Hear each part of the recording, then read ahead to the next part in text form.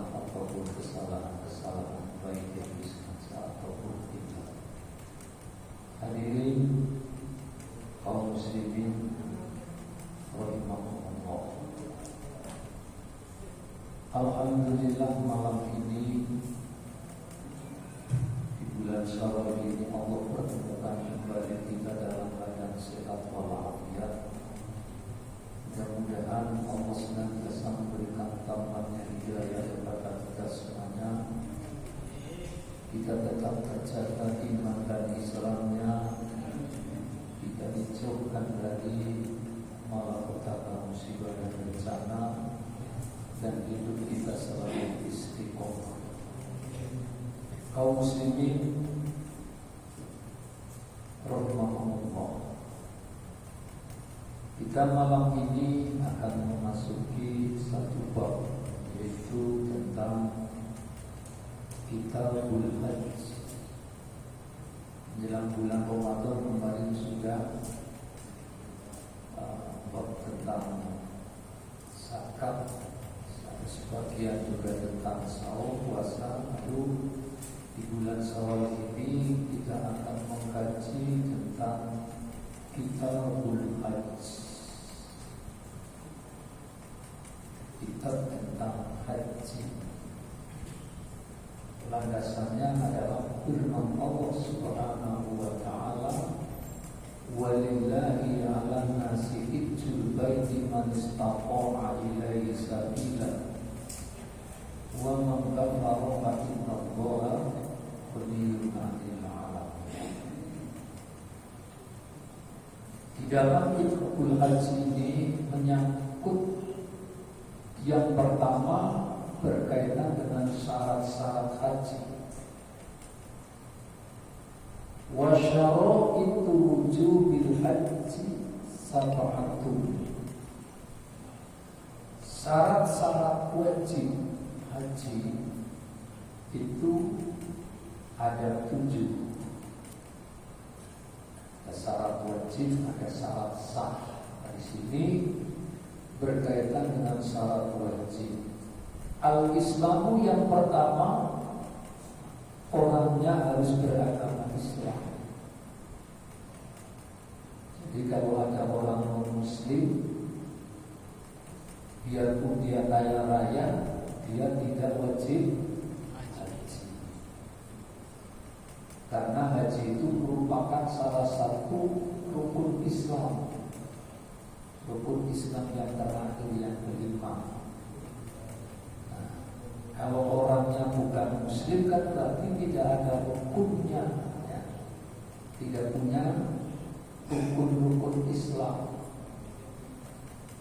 Namanya orang Yahudi, orang Nasrani, orang Majusi, orang Hindu, orang Buddha, itu tidak masuk kewajiban menjalankan ibadah haji. Wal bulugh yang keduanya balik, artinya sudah taklif,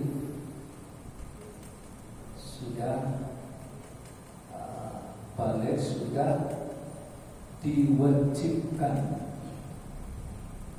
Jadi anak-anak yang usia 4 tahun, 5 tahun, 7 tahun, 6 tahun itu belum berkewajiban. Ada orang kaya raya berangkat haji, membawa keluarganya semuanya dibawa, suami istri sama anak-anaknya. Anaknya 3 dibawa semua. Yang di SMA, yang di SMP, yang di SD dibawa. Nah, yang di SD, anak yang ketiga usianya baru 7 tahun. Nah, kalau yang di SMP-nya itu sudah usia 13 tahun, sudah 12 tahun. Terus yang di SMA-nya udah usia 16 tahun namanya. Maka yang gugur kewajibannya itu untuk anaknya itu dua, yang di SMP sama di SMA. Yang di SD yang baru umur 7 tahun, dia belum gugur kewajibannya karena dia belum balik. Jadi sama-sama yang membiayai orang tua, karena orang tuanya kaya itu yang membiayai orang tua. Tapi yang dua sudah gugur karena telah balik, yang satu belum gugur. Pengertiannya, suatu saat ketika anak yang di SD tadi menjadi orang kaya, masih punya kewajiban untuk menunaikan ibadah haji karena belum gugur kewajibannya.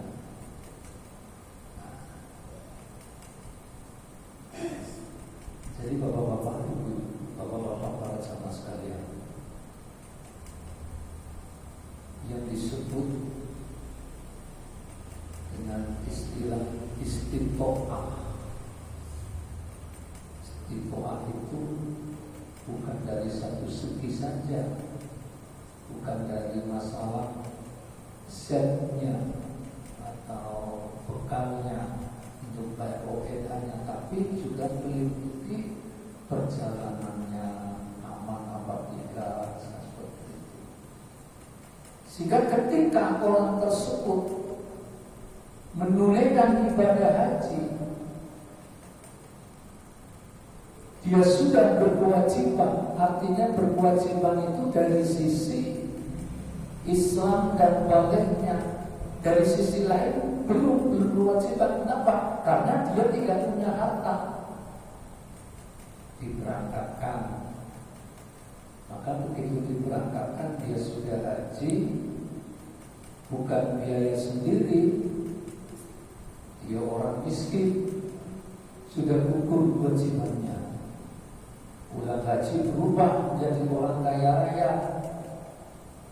Nah, kan kemarin saya haji, yang biayai bukan saya, orang lain.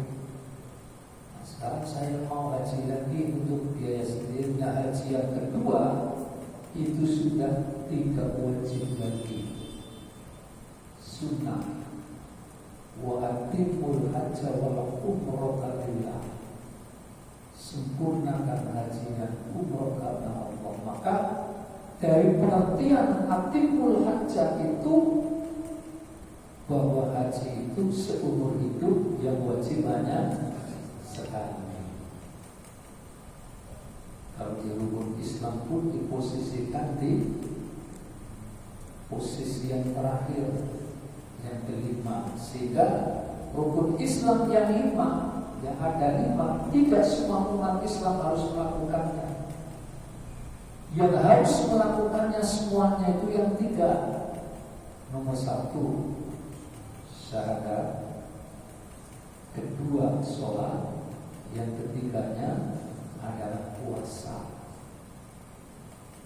Itu zakat dan haji tidak semua umat Islam diwajibkan. Untuk zakat ada dua istilah, ada musaki, ada mustahil.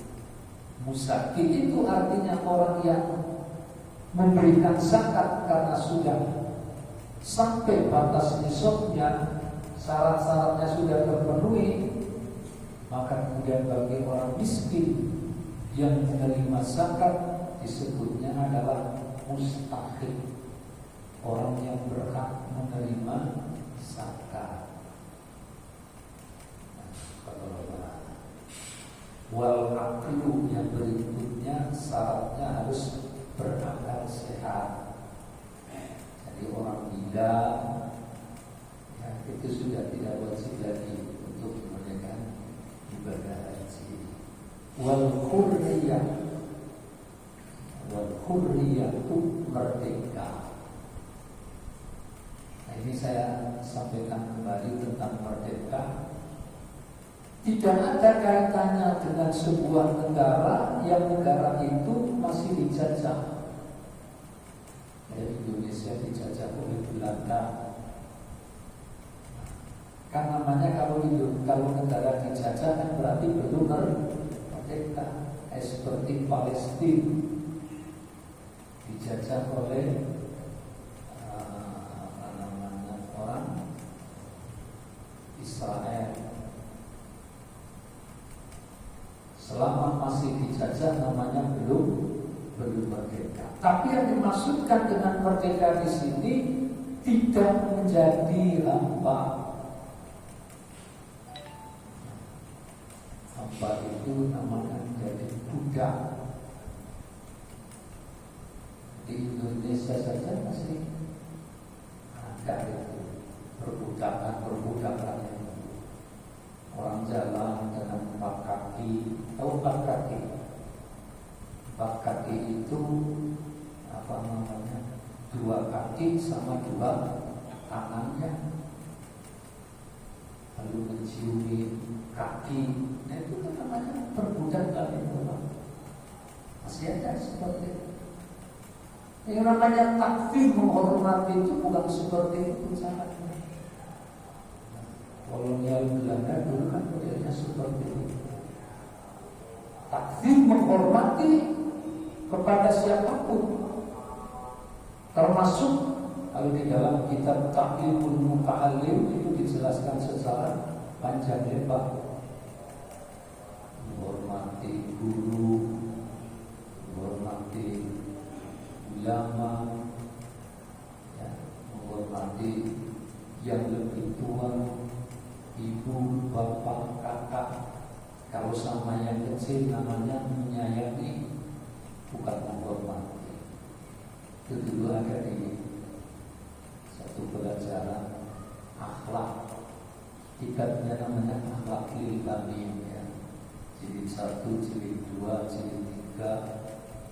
Itu diajarkan tentang adab anak sama orang tua, adab anak sama pembantu, ya, adab anak sama tetangga.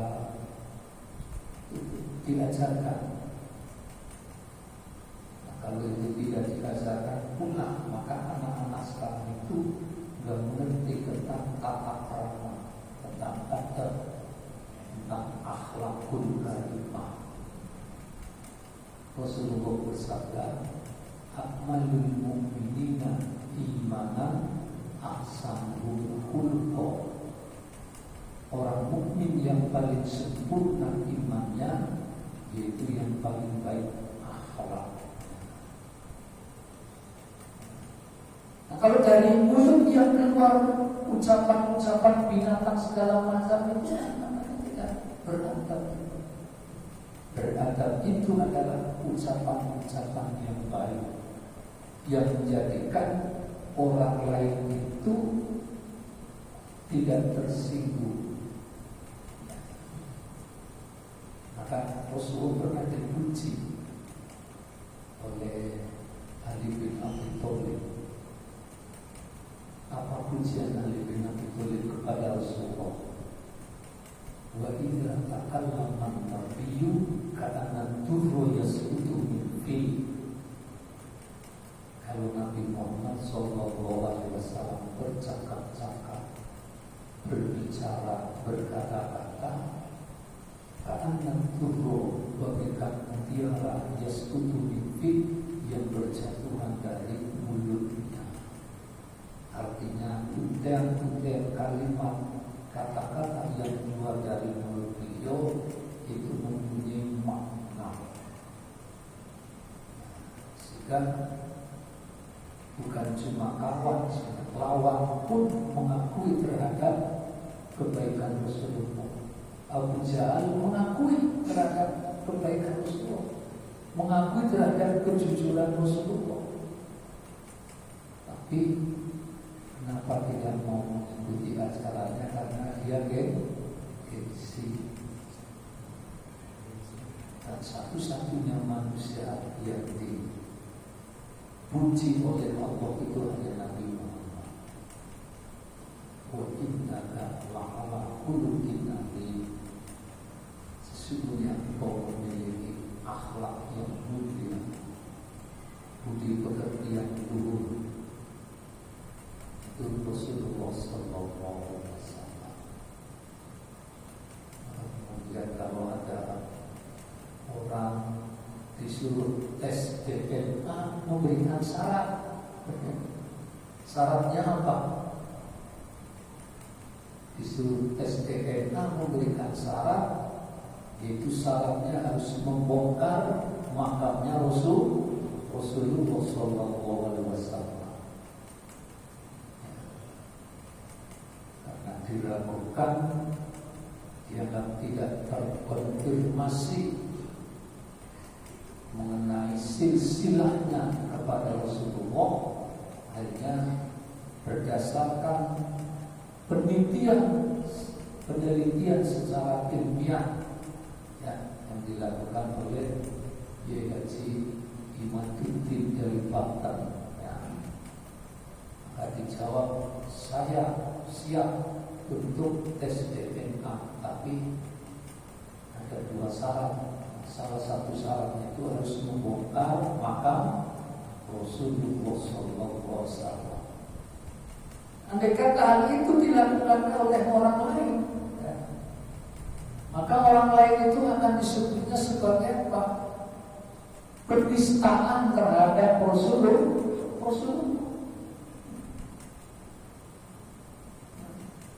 Dulu pemerintahan Saudi Arabia saat itu akan membongkar makam Rasulullah, itu yang menyelamatkan adalah ulama dari Indonesia.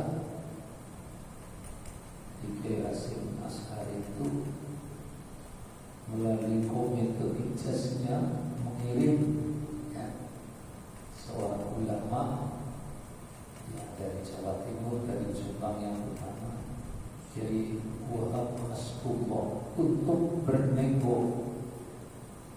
negosiasi sama kerajaan Syam.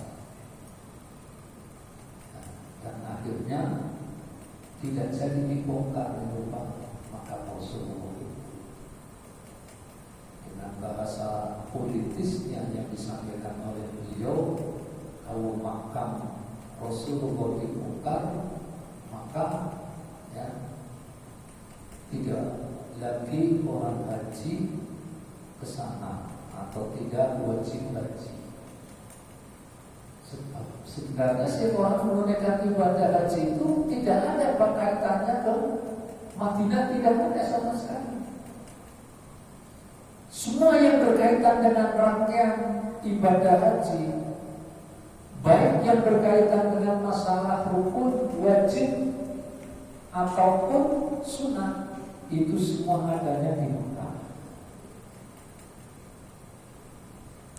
Tawaf di Mekah, sa'i di Mekah, melempar jumroh di Mina itu masih di kawasan Mekah. Wukuf di Arafah itu juga masih di kawasan Mekah, bukan di Madinah. Nah, orang ke Madinah itu tujuannya adalah untuk berziarah ke makam Rasulullah sallallahu alaihi wasallam. Karena syariat haji itu berasal dari beliau. Maka ketika orang haji kemudian tidak ke sana, itu sama saja memutuskan silaturahmi dengan Rasulullah sallallahu alaihi wasallam.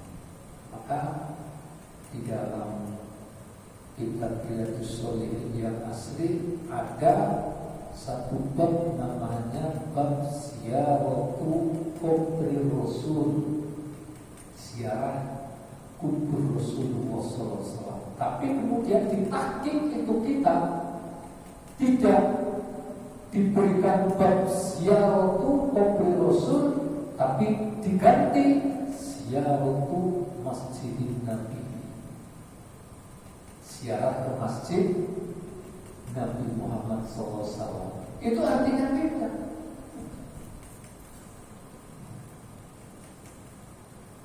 Kalau ziarah ke masjid tersebut itu artinya hanya ke masjid, dan di Masjid Nabawi itu sholat sunnah atau sholat apa saja itu sudah cukup. Tapi kalau Ziaratu kubur Rasul itu kan berarti kita ziarah ke kuburan Rasulullah. Ya, hanya saja kan kubur Rasul itu kan berada di dalam sebuah ruangan yang tertutup.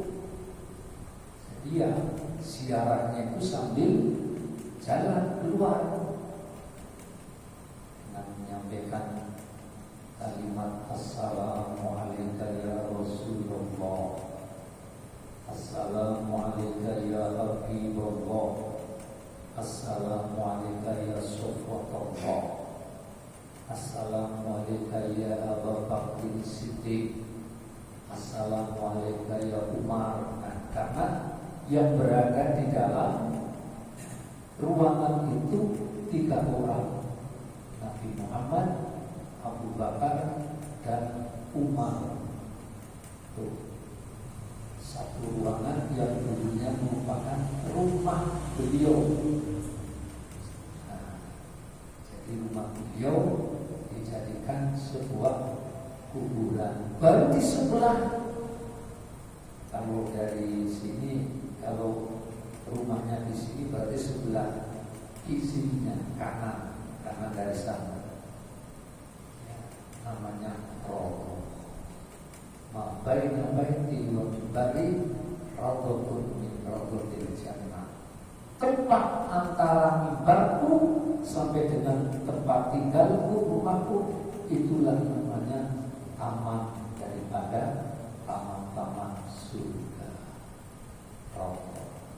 Orang yang berdoa di situ, maka doanya akan dikabulkan oleh Allah Subhanahu wa ta'ala. Kalau kita mendoakan orang tapi didoakan itu yang tidak baik, kira-kira doanya dikabulkan kayak itu, Pak? Dan enggak, Bapak ingat enggak dulu peristiwa tahun 2016? Tahun 2016 yang orang ramai-ramai demo di apa? Di mana? Di Monas. Tahun 2016 itu disebutnya dengan berapa? 1212 itu tahun berikutnya. Yang kan demonya berjilid-jilid dulu itu kan. Itu kalau 212 berarti bulan 12. Berikutnya yang pertama itu yaitu tahun 2016 tanggal 4 November, maka disebut dengan 411. Yang datang ke sana itu, yang demo itu, menurut klaimnya itu kan bukan ratusan ribu, lebih dari 1 juta. Dihadiri para habaib, dihadiri ulama-ulama. Doa, doanya Allahumma alaika bijokowi. Ya Allah, ya Tuhan kami, hancurkanlah Jokowi. Ya, begitu Pak. Nah, wa masjid wahdahu, robeklah persatuan mereka. Wasalsil aqdamahu, goncangkanlah kaki mereka. Ya. Doanya seperti itu. Tahun 2012.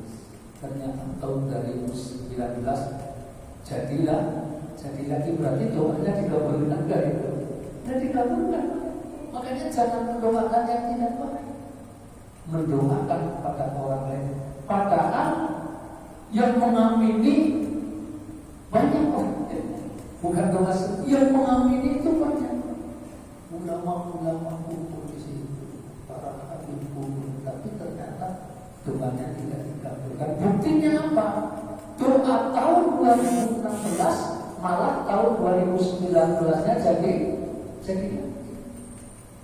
Nah, kita tak boleh mendoakan yang tidak baik-baik. Kalau ada pemimpin yang dianggapnya kurang adil, kita doakan, ya, doakan yang baik. Ya. Yang mudahan pemimpin itu menjadi pemimpin yang adil, yang bisa memakmurkan rakyatnya, mensejahterakan rakyatnya, begitu. Doa yang baik-baik. Al-hajju bil-lughati al-qasdu. Jadi haji menurut arti bahasa artinya al-qasdu, menyengaja. Wa qala al-Khalil kasratul qasdi. Al-Khalil mengatakan adalah banyaknya tujuan. Wa fi syar'i ibaratun an qasdil baiti. Menurut arti syarah, yang disebut haji adalah sebuah ibarat dari menuju suatu baitullah lil af'ali, untuk beberapa pekerjaan, beberapa perbuatan. Nah, yang dimaksud beberapa perbuatan, beberapa pekerjaan itu menyangkut masalah praktek-praktek hajinya yang terkait dengan masalah tawaf, terkait dengan masalah sa'i, terkait dengan masalah melempar jumroh, dan juga terkait dengan hukum. Itu yang dimaksud dengan bil af'al, beberapa perbuatan. Qalahu Nawawi, itu dikatakan oleh Imam Nawawi Syarhul Muhadzab di dalam syarah kitab Muhadzab. Wa huwa wajibun bil kitabi was sunnati wa ijma'il ummati. Haji itu hukumnya wajib, landasannya adalah kitab Allah, berarti Al-Qur'anul Karim, was sunnah, was sunnati, sunnah Rasulullah, wa ijma'il ummati, dan kesepakatan umat. Ya, itu landasannya 3. Pertama, yang utama sebagai landasannya itu adalah Al-Qur'anul Karim. Karena masadirul ahkam, sumber hukum yang pertama adalah kitab Allah. Memposisikan itu adalah harus kitab Allah. Nah, sesudah kitab baru sunnah Rasulullah. Sunnah atau hadis itu menjelaskan tentang Al-Qur'anul Karim. Nah, kemudian kalau terjadi sebuah perbedaan antara ayat-ayat Al-Qur'an dengan hadis Rasulullah, maka yang harus didahulukan adalah Al-Qur'an. Pamannya di dalam Al-Qur'an kan jelas, Pak. Inna khalaqnakum min dzakarin wa untha wa ja'alnakum syu'uban wa qabaila lita'arafu inna akramakum indallahi atqakum. Ya. Sesungguhnya aku menciptakan manusia terdiri dari laki-laki dan perempuan, dan Allah menjadikan bersuku-suku, berbangsa-bangsa. Ini dari 2 orang asalnya, dari Hawa dan Adam. Setelah berkembang biak menjadi miliaran, dari 1 keluarga menjadi 2 keluarga, 1 RT menjadi 1 RW, 1 desa, 2 desa, dan seterusnya 1 negara. Lalu manusia berkembang biak kemana-mana. Allah jadikan adalah untuk apa tujuannya? Kita ta'arufu, saling mengerti, saling memahami, dan saling mengenal. Tetapi di ayat itu dikatakan yang terakhir, inna akramakum indallahi atqakum, sesungguhnya di antara kalian yang paling mulia adalah yang paling bertakwa kepada Allah. Sekarang ini kan akhir-akhir ini kan sedang ramai masalah nasab, Pak. Dengar kan berita-berita tentang nasab itu, yang mengaku sebagai nasab ini mengaku sebagai sesuatu yang paling mulia. Ya. Nasab artinya mengaku nasab dari Rasulullah. Nah, kalau seperti itu bisa bertentangan dengan ayat Al-Quran. Nah, Rasulullah sendiri pernah menikahkan ya anak angkatnya, makanya kemudian ditarik itu ibtolu tabani, membatalkan anak angkat. Anak angkatnya itu dinikahkan dengan suku Quraisy. Di Arab itu dulu suku Quraisy itu suku yang paling elit. Sementara dinikahkan dengan budak. Kan itu kan kalau dari strata sosial itu kan berbeda timpang itu antara budak dengan suku Quraisy. Nah, ini menganggap bahwa ya kalau masalah kufu ya itu beda pengertiannya. Kalau bapak-bapak para sahabat sekalian, kalau sudah saling suka, ya, saling mencintai, walaupun berbeda suku, berbeda strata sosial, itu bisa terjadi. Dan itu menurut Islam itu diperbolehkan. Kalau mereka kan tidak mau menikah dengan yang bukan kelompoknya, bukan golongannya. Itu artinya kalau sudah seperti itu sama seperti di dalam agama apa? Agama Hindu. Agama Hindu ada apa itu? Ada kasta. Di dalam Islam tidak ada kasta. Makanya ketika para wali 9 dulu datang ke Indonesia, lalu menyebarkan agama Islam di Indonesia, itu para wali itu menikahnya itu dengan orang yang bukan satu nasab. Ya kan, bahkan ada yang saya di Tajam Timur itu istrinya Cina, ya kan, istrinya Cina. Mereka membaur, melebur dengan orang Indonesia. Nah, itu membaur dan melebur dengan orang Indonesia, kemudian sudah menjadi orang Indonesia yang tidak mengagungkan daripada nasab lagi, berpegang pada atau berpedoman pada inna akramakum indallahi atqakum. Dan Rasulullah sendiri juga pernah menyampaikan bahwa tidak ada perbedaan antara orang Aceh dengan orang Arab. Semuanya sama di mata Allah Subhanahu wa Ta'ala. Yang membedakan itu hanya takwa. Bapak-bapak,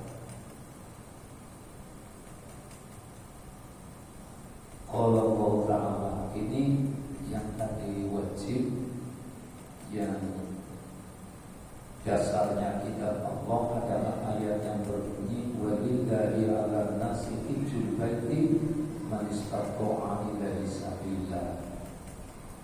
Dan kewajiban bagi manusia terhadap Allah Subhanahu wa Ta'ala adalah haji ke Baitullah. Man istata'a ilaihi sabila, yaitu bagi orang-orang yang merasa istitoah, merasa mampu jalannya untuk ke sana. Wa fil hadis sahih yang kedua, yaitu dalilnya diambil dari hadis sahih yang berbunyi bunyal Islam ala khamsin. Islam dibangun atas dasar 5. Wa minha al-hajju, salah satu di antara 5 itu adalah haji. Jadi bangunan Islam itu ada 5. Haji salah satu di antaranya. Tsumma liwujubil haji syurutun, kemudian untuk wajibnya haji ada beberapa syarat. Minha di antaranya al-Islam, Islam. Di annahu ibadatun, karena itu merupakan sebuah ibadah. Fayustarotu diwujubiha al-Islam, maka disyaratkan untuk wajibnya ibadah itu adalah al-Islamu, beragama Islam. Kasolat contohnya seperti sholat. Wa fi hadisi Mu'adz, dan di dalam hadisnya Mu'adz bin Jabal, di dalam hadisnya Mu'adz bin Jabal dikatakan, "Ud'uhum ila syahadati alla ilaha illallah." Ajaklah mereka untuk bersyahadat kepada Allah Subhanahu wa ta'ala, yaitu Allah ilaha illallah, tidak ada Tuhan selain Allah. Fa'inhum ata'uka, jika mereka taat kepadamu, fa'alimhum, maka ajarkanlah mereka, beritahu mereka. Beritahu itu artinya diajari. Anna alaihim, kata bahwasanya bagi mereka kewajiban seperti ini. Lalu Rasulullah mengatakan wa tafahul haji, menyebutkan haji. Jadi setelah Rasulullah menyampaikan kepada Mu'adz untuk mengajak mereka menyeru kepada mereka umat Islam untuk menunaikan ibadah haji, ya, lalu Rasulullah katakan tadi maksudnya adalah menunaikan ibadah haji. Wa min al-wuluhiyah, di antaranya balik fasobiyul yajibu alaihi, maka anak kecil tidak wajib haji baginya. Ya, diobari karena ada sebuah obat. Rufi'al qolamu an salasatin, kolam pena itu diangkat dari 3 hal. Nah, yang dimaksud kolam diangkat, pena diangkat itu adalah tidak dipakai untuk menulis. Nah, 3 hal itulah yang dimaksudkan adalah: pertama, anak kecil. Yang kedua, kemudian termasuk orang yang tidur. Yang tidur itu tidak ditulis pahala ataupun dosanya. Nah, bapak-bapak, para hadirin, para jamaah sekalian, mukadimah pertemuan pertama ini sampai di sini dulu. Insyaallah nanti kita lanjutkan kembali masuk kepada syarat berikutnya. Jadi syarat itu tadi belum selesai, masih ada syarat berikutnya, yaitu wujudul rohilati wazati wa tahliyatul tariqi wa imkanul masir. Baik, sampai di sini. Sebelum kita akhiri, ada yang mau ditanyakan, silakan.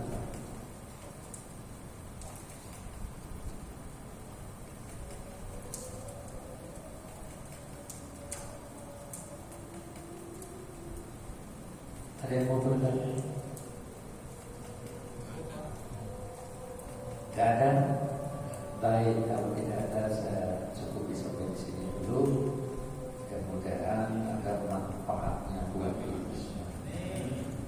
Nah, ngomong tahun ini di sini ada yang berangkat dari asli? Tidak ada. Dan mudah tahun depan ada yang dipanggil oleh Allah Subhanahu wa ta'ala, ya. Kita semuanya yang hadir, mudah-mudahan Allah berikan kemudahan untuk kita semuanya bisa menyempurnakan rukun Islam yang ini. Rabbana zalamna anfusana wa lam taghfir lana wa tarhamna lanakunanna minal khasirin. Allahumma zidna ilman nafi'an wa rizqan wasi'an. Rabbana atina fid dunya hasanah wa fil akhirati hasanah wa qina adzabannar. Subhana rabbika rabbil izzati